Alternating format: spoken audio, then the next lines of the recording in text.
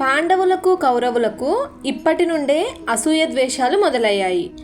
ఆడే మాటల్లోనూ ఆడుకునే ఆటల్లోనూ ఒకరంటే మరొకరికి పడటం లేదు. ముఖ్యంగా భీముడికి దుర్యోధనుడికి అస్సలు పడేది కాదు. దుర్యోధనుడికి నోటి దురుసు, భీముడికి చేయి దురుసు.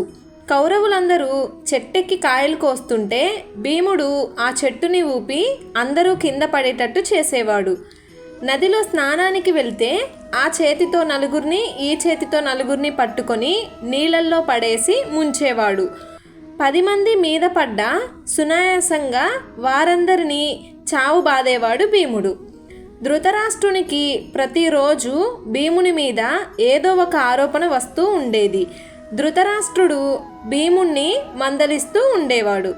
ధర్మరాజు పెదనాన్నకు ఏదో ఒక రకంగా సర్ది చెప్పేవాడు. భీముడి ఏనుగు బలం ముందు కౌరవులు కొరగాకుండా పోతున్నారు. దుర్యోధనుడు దుశ్శాసనాదులతో ఆలోచించి ఒక పథకం వేశాడు. భీమునికి కాళ్ళు చేతులు కట్టి నీటిలో పడవేయించాడు. విషాన్ని పాయసంలో కలిపి త్రాగించాడు. అయినా భీముడు చావలేదు. కౌరవులు 100 మంది అయినా పాండవులను ఏమీ చేయలేకపోతుండేవారు.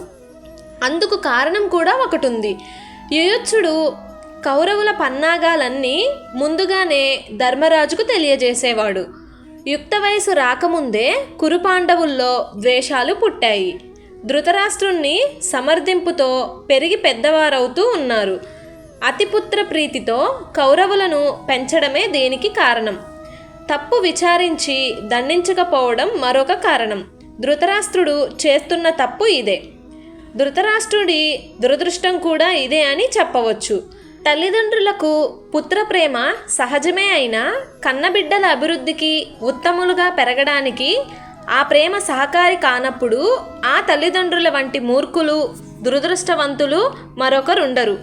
కన్నబిడ్డల్ని బుద్ధివంతులుగా తీర్చలేని తల్లిదండ్రులకు ధృతరాష్ట్రుడు ఒక ఉదాహరణ. ధృతరాష్ట్రుడు దృష్టి విషయంలోనే కాదు, పుత్రుల విషయంలో కూడా గుడ్డివాడే. ద్రోణుని గురుకులానికి కురుపాండవులు విద్యార్థులై వచ్చారు.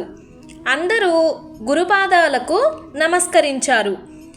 కృపాచార్యులు శాస్త్రోక్తంగా శారదా పూజ చేశారు. అందరూ ధనుర్బాణాలను తీసుకొని నిల్చున్నారు. ఒక్కొక్కరిని పరిశీలించాడు ద్రోణుడు. కురుకుమారులారా, అస్త్రవిద్య పూర్తయిన తరువాత నాదొక కోరికను నెరవేర్చాలి. అదేమిటో నేనిప్పుడే చెప్పను.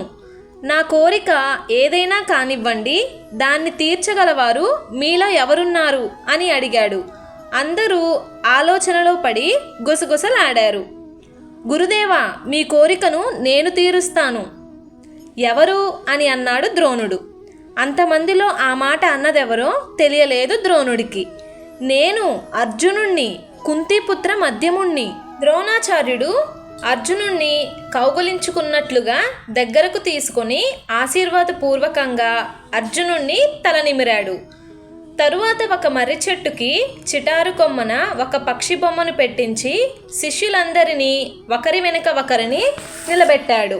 కురుకుమారులారా, ఆ చెట్టు మీదున్న పక్షి బొమ్మ కనపడుతుంది కదా, బాణంతో ఆ పక్షి తల మాత్రమే తెగగొట్టాలి అని చెప్పి ముందుగా ధర్మరాజును పిలిచాడు.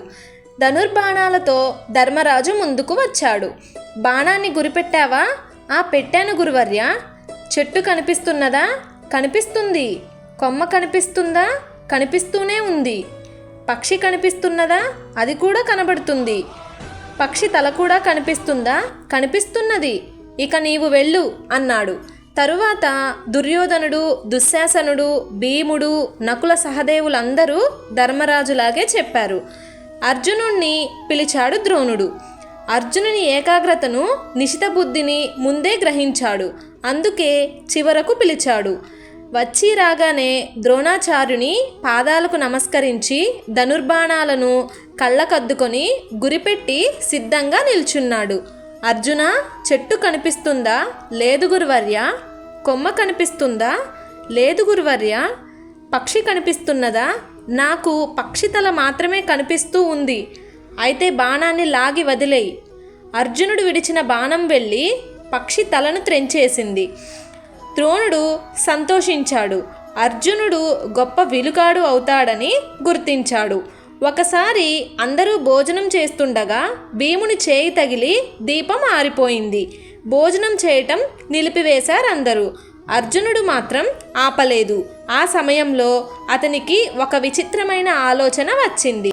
చీకటిలో భోజనం చేసినట్లుగా బాణాలు కూడా వేయవచ్చు కదా అని ఆలోచించాడు.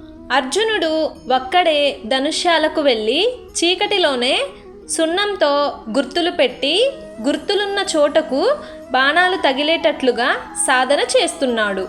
దీన్ని గమనించిన ద్రోణుడు అర్జునుణ్ణి దగ్గరగా వచ్చి చీకటిలో ఏం చేస్తున్నావని అడిగాడు. వెలుతురులో బాణాలు వేసినట్లుగా చీకటిలో కూడా బాణాలు వేయటం కుదురుతుందో లేదోనని పరీక్షించుకుంటున్నాను గురువర్య అన్నాడు. అర్జునునికున్న అస్త్రవిద్యా కుతూహలానికి ద్రోణుడు అబ్బురపడ్డాడు. అర్జున, చూస్తూ ఉండు, నిన్ను జగదేక వీరునిగా చేస్తాను అని అన్నాడు. మాట తప్పరుగా గురువర్య అన్నాడు అర్జునుడు. ప్రమాణ పూర్తిగా చెప్తున్నాను, నన్ను విశ్వసించు అంటూ మాటిచ్చాడు ద్రోణుడు.